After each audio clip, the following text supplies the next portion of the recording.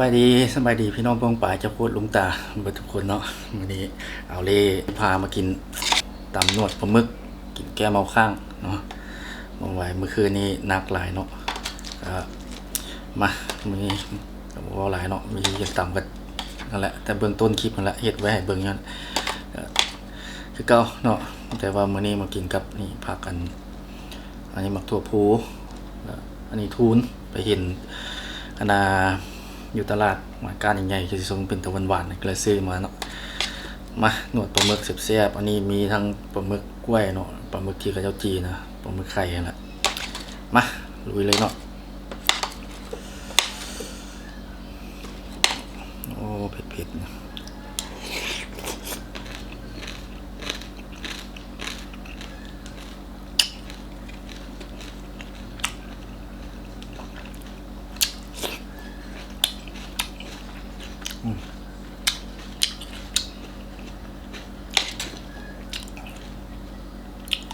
นวดมันเนาะตอนซื้อกับว่าใหญ่แล้วเอามาลวกแล้วหด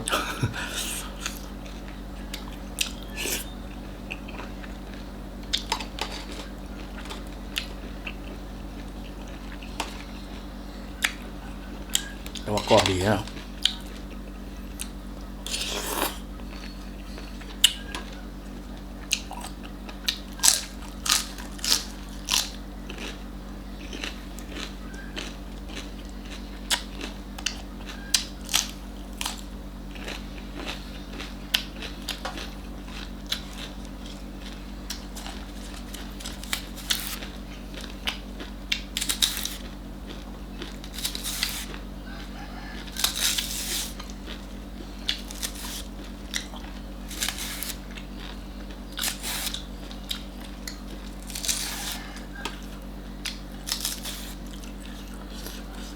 เนาะตาตัวใหญ่ใหญ่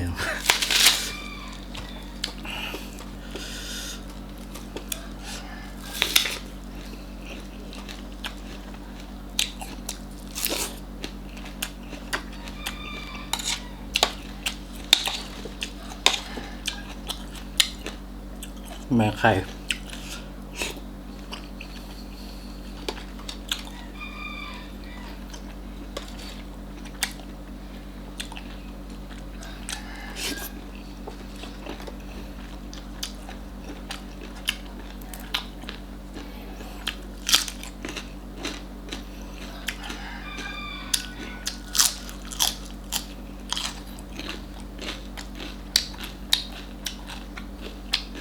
ตัวยัง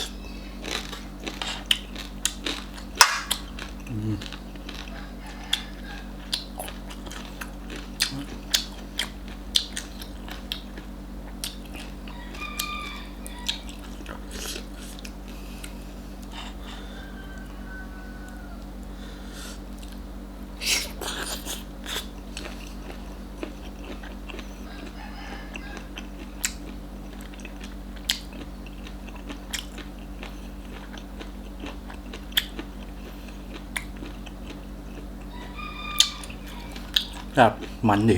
ไก่มันเนี่ยโตมันก็กรอบหน่วยมันเนี่ยก็กรอบยำกุดๆอยู่ครับ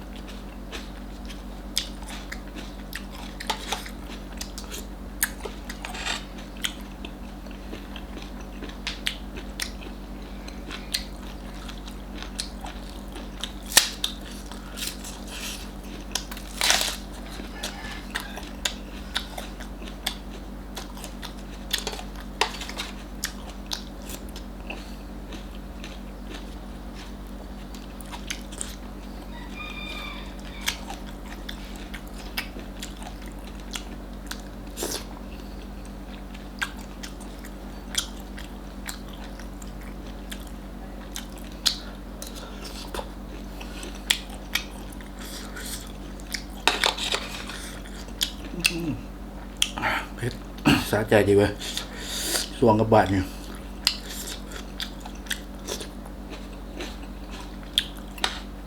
ตำส้มๆเผ็ดๆน้องแก้มเอาข้าง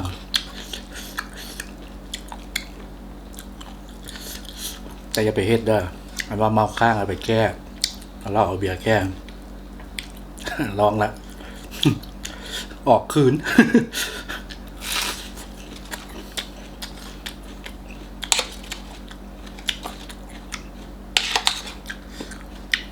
แต่ผู้หลงคนกับช่วงแท้โมเอาเรียนเนี่ยหมดได้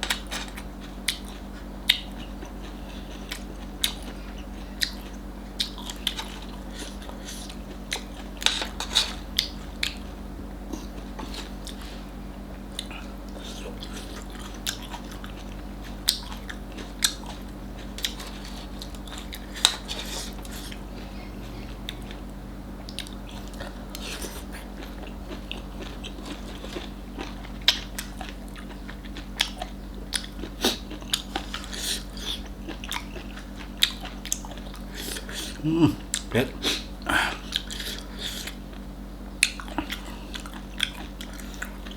ทั้งหมดเผ็ดดิบทั้งหมดเผ็ดแห้งเลย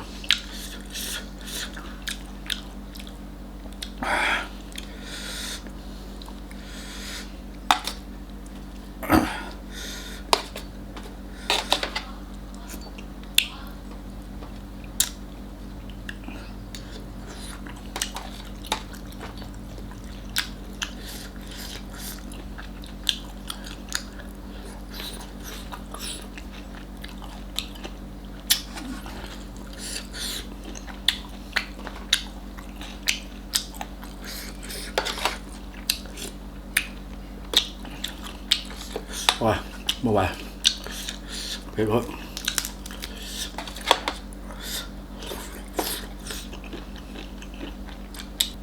นั่นแหละเพื่อนว่า เด็กน้อยมันฉลาดกับผู้ใหญ่ในจ้ากับเด็กน้อยมันเผ็ดมันเซากินเผ็ดแล้วเซากินเลยผู้ใหญ่เนี่ยแห้งเผ็ดแห้งกิน จำกัน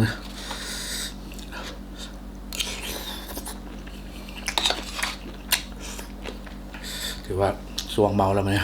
โอเคอย่าลืมกดไลค์กดแชร์ให้เอาเล่นเลยนะเพื่อเป็นกำลังใจในการให้คลิปต่อไป